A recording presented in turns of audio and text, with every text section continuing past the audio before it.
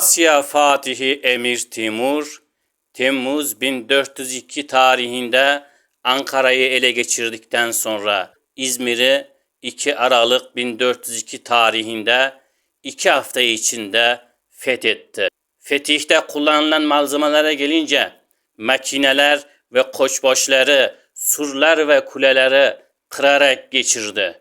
Korkusuz kuşatılmış kaleleri, çok sağlam surları, Rum ateşleri, neftlerle, fişeklerle yerle bir ederek İzmir kalesine girdi ve İslam bayrağını İzmir'e dikti.